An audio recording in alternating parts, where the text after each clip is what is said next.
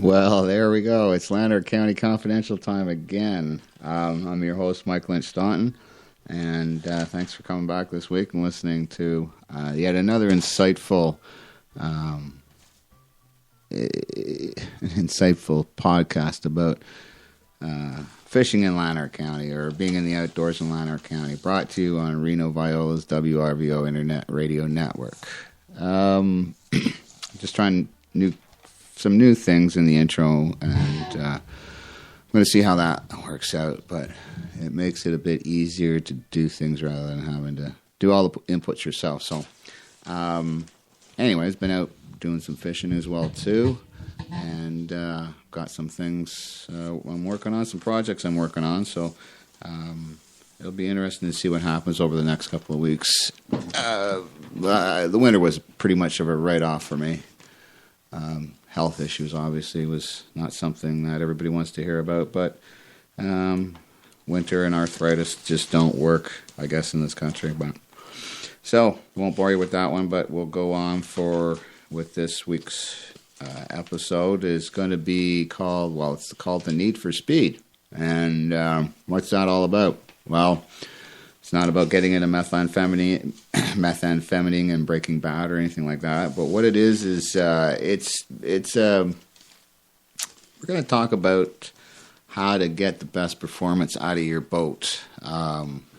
Considering, maybe you don't have a 70-mile-an-hour bass boat. Maybe you've just got, a 9.9 in the back of a 14-foot aluminum boat. But, maybe you've got a lot of weight in it and you're under-propped. Or maybe you've got a runabout with a prop that's got a bunch of nicks and 17-foot, and it's got some blade damage to the prop, and it's just not coming out of the hole or whatever. But this performance, it all leads to one issue really, and that's how well is that prop actually working in the water? Like, how well does it go through the water? How well does it thrust that boat forward? So, and just to get everybody on the same page in that, when it was explained to me what a prop does, it was explained as to a screw being driven into wood.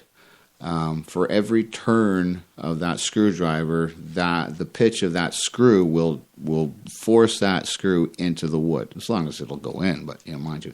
But that's the same sort of thing. Screws have pitch, props have pitch. It's the same thing.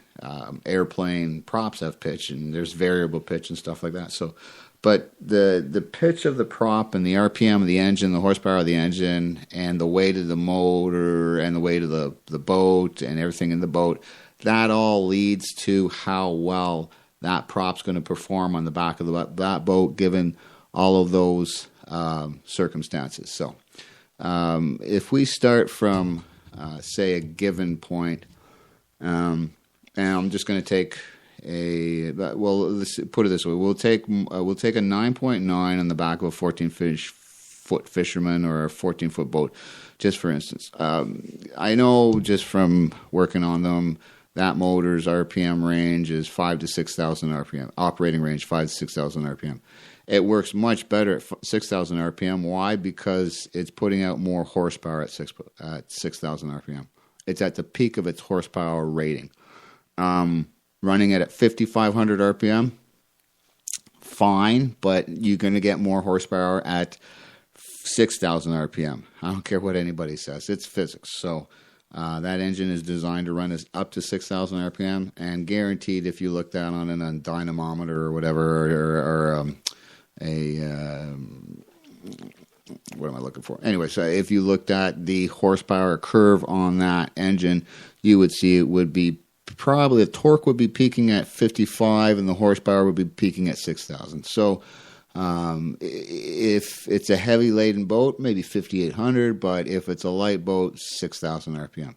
And then what ends up happening is once I load it up one day really big time, I'm only going to lose a couple of hundred RPM. So, but what that does is it allows that engine to, as soon as I hit the throttle, to rev up and get going And okay, the next thing I'm going to discuss here is just what props are made out of these days.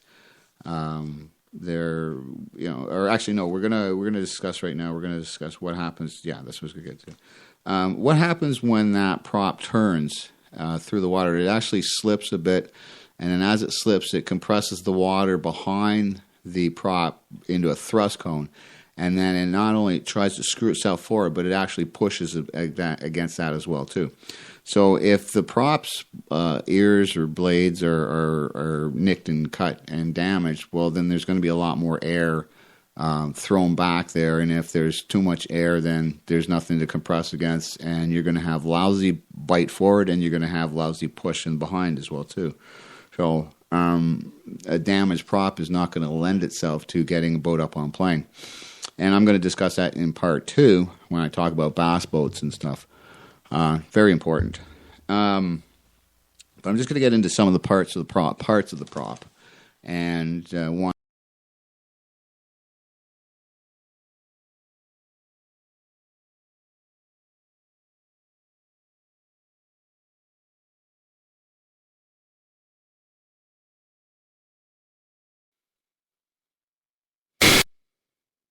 Okay. So apparently we're back again. I'm just going to go through this and see what happens. This is this computer is supposed to be fixed. Obviously, it's not.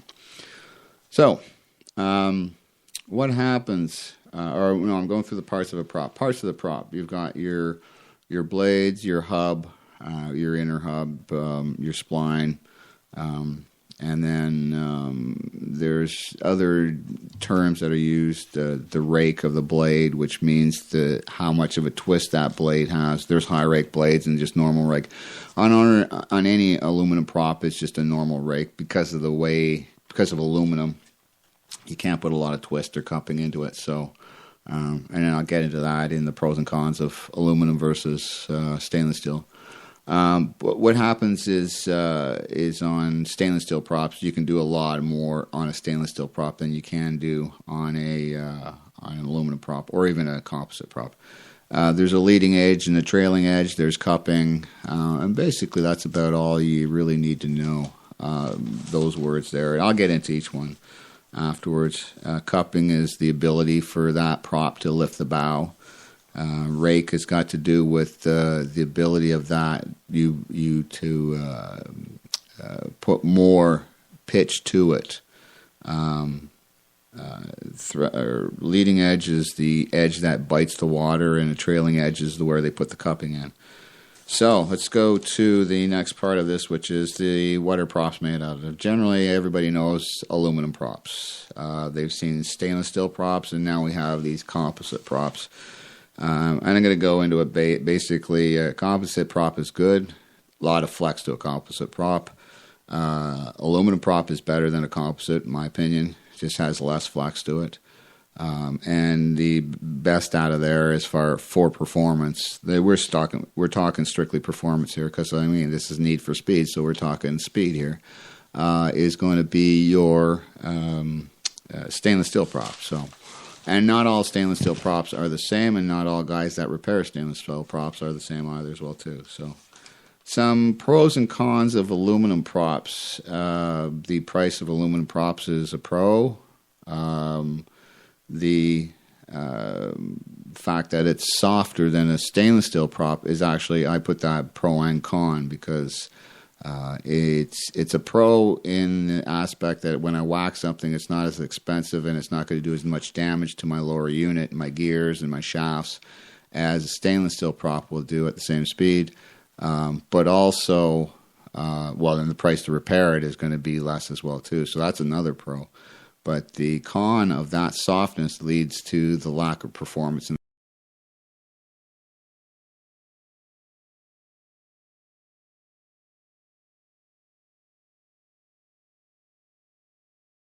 Hard, and that leads into the performance. I can get a lot more cupping out of it. I can make more rake into it.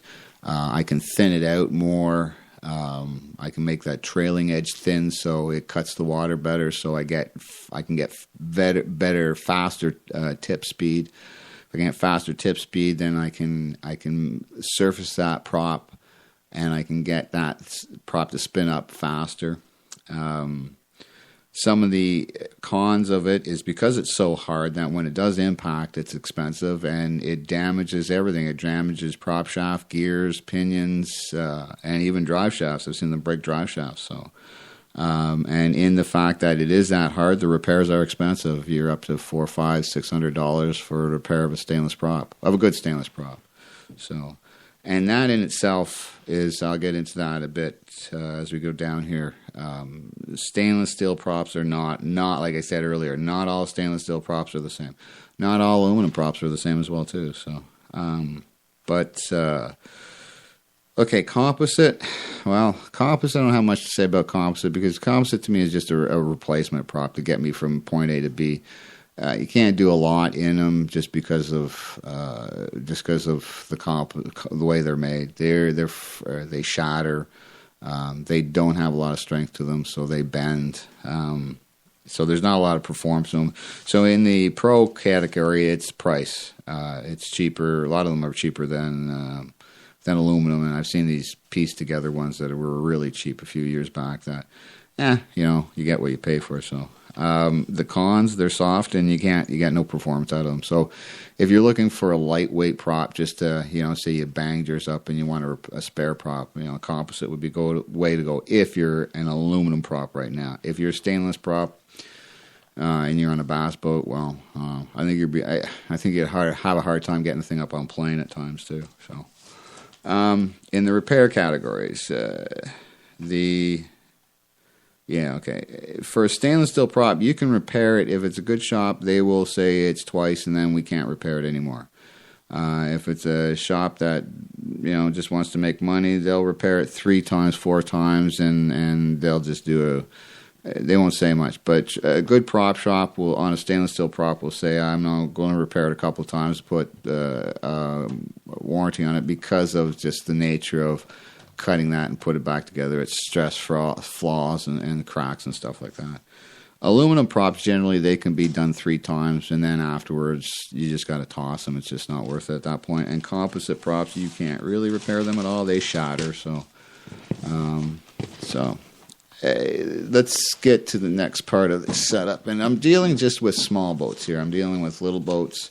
Guys that are running aluminum props, runabout guys, the guys that want to get the best out of it, but aren't going to go spend $600 on a stainless prop. So, what I find most boats that I say most, I should categorize that, but probably 70% of the boats that I see in my shop or over the years, generally not the shop that I ran, but out of other shops, because they have apprentices doing this.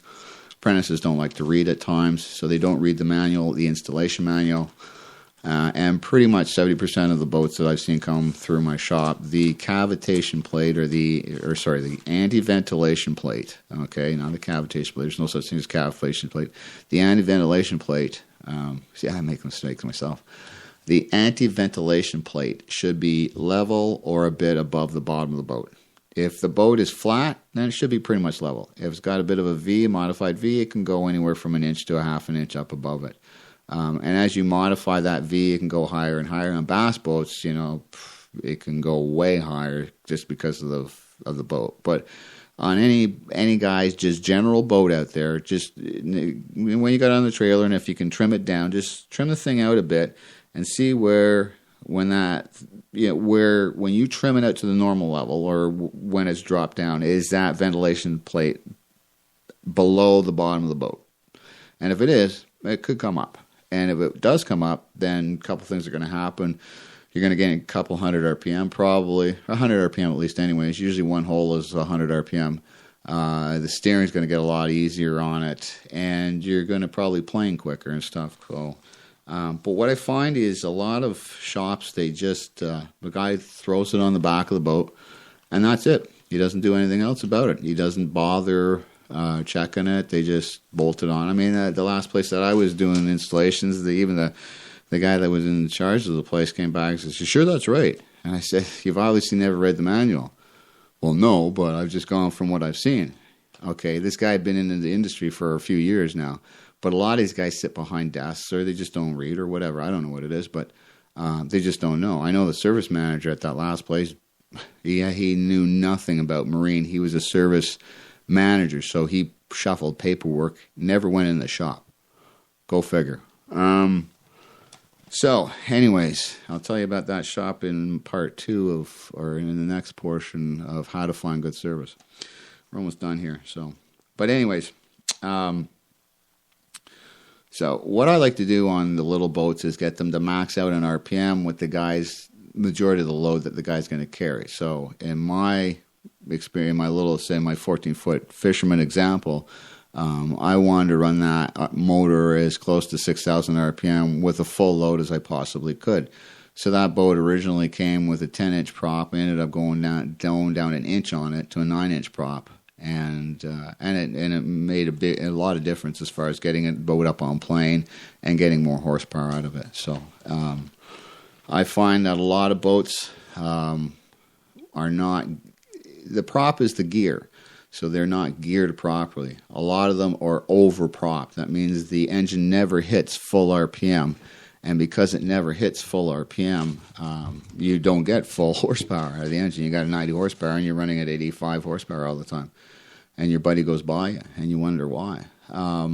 He's got more RPM than you. RPM means that prop is turning more revolutions. That more revolutions means more speed. It's physics here, guys. So if I can run my screw 5,800 RPM through that water and you're only running at 5,600 RPM, I'm going to beat you no matter what. It's physics. So you want RPM. RPM equals speed. Also, that RPM means that when I whack it down, instead of it hitting, say, 3,800 RPM,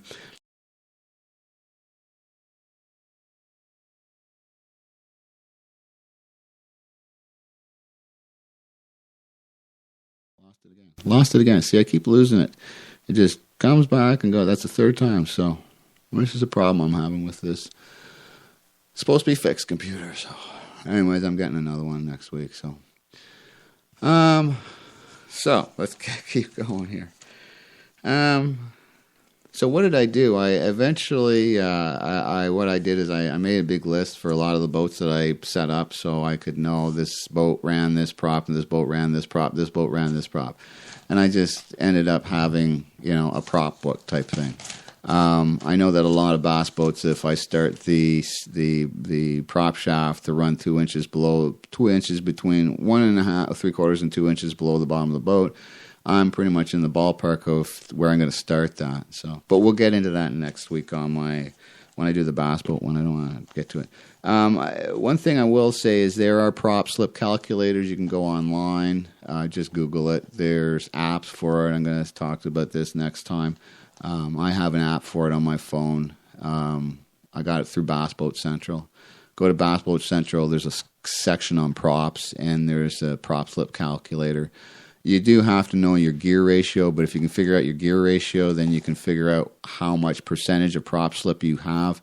And if it's over 10%, then I suggest that you either take it in or try and figure it out yourself how to get better performance out of your boat. Because $1.50 a gallon as it's going to be, I don't think, if you can get 10% more out of your boat just by the setup or having your prop prepared or something, you're going to get, in the long run, it's going to be beneficial for you. So anyhow, talking about beneficial things, I've been in this industry, in service industry. I started off on motorcycles in '78, so that's a long time ago. And I got into marine in about 86. So since 86, I've been working on boats, 2 Master Tech certificates, one in 88 and the other is 98. So I think I have a handle on how to find good service. Also, I've also been up for field service manager for Suzuki Marine and Bombardier and Mercury. So Mercury guy used to come to me at Hearst all the time and ask me Optimax questions.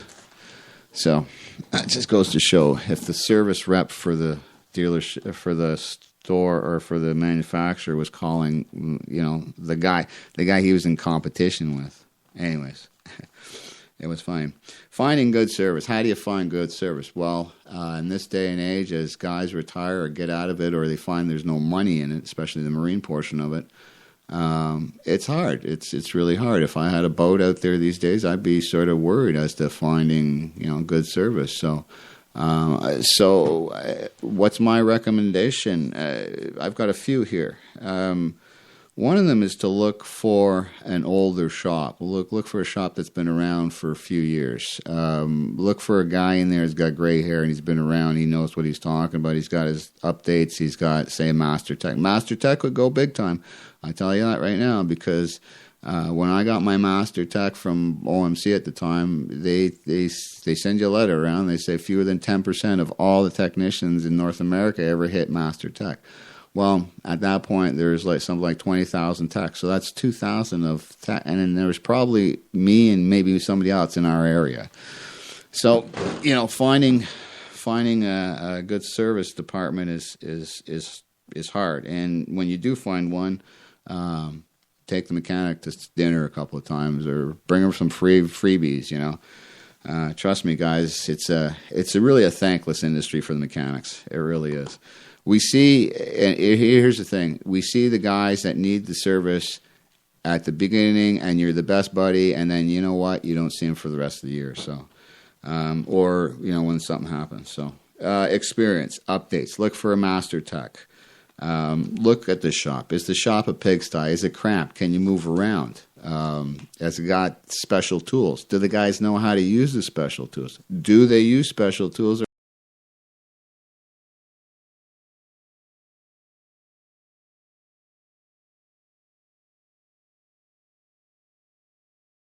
My shop at home, it just dropped again, fourth time. My shop at home was better equipped than what I was dealing with at that dealership. But I told them I'd help them out because they were new and they needed somebody in there with some experience. But that was my mistake, and I apologize to anybody that went there and got bad service when I wasn't there. I apologize for that. Look for the all of the technicians have training. Okay, look at the technician's area that he works. Is it clean? Is it a pigsty? Is he clean? I'm not saying that a clean technician is going to make an intelligent technician, but usually, if the guy's messy in his work area, he's messy in his work. I've been a service manager in enough shops to know that. I know the best techs were the guys that were racing. Okay, I had when I was at Ottawa Good Times, I had a guy, Jeff Quilty, awesome guy, awesome motorcycle mechanic, and he raced. He was a motocross racer. Had another guy. Well, myself as well. I raced. I raced motorcycles, road race motorcycles. And then I got into bass fishing. So it's that extracurricular stuff that is a guy going home and just sitting in front of the beer and cracking 6 pints, and that's what he does, Because remember, I was doing motorcycles. I remember used to doing stuff like that. Is the shop clean? Are the shop tools all set up? Do they know what they're doing in the shop and stuff like that? That's the biggest thing. And and when you go in there, do you feel comfortable? Do they make you feel comfortable? When you're talking to them, do they sound like they know what they're doing? And if they do, then give it a shot. But if they don't, I think you should just keep on going and try something else. So, anyhow, we're getting to the end of today's show, so I'm going to start to wrap it up here. Next week will be part 2 of this, and I'm going to go over a bit more, but I'm also going to expand on some stuff for bass boat and how I set up bass boats and stuff like that too. So, anyhow, thanks for being with me this week. Lanarkana Confidential has been a production of MLS Outdoor Media. Thanks for listening, and come back next week. Remember, it's all confidential. Also, visit Rusty's Tackle Shack in Franktown, Ontario. Rod and reel repairs, the best in custom rods, the largest selection of gambler lures. It's all at Rusty's. 613-207-0286. And again, This is Lanark County Confidential being broadcast on WRVO, Reno Viola Outdoors Internet Radio Network, where you get it all here. It doesn't matter what it is.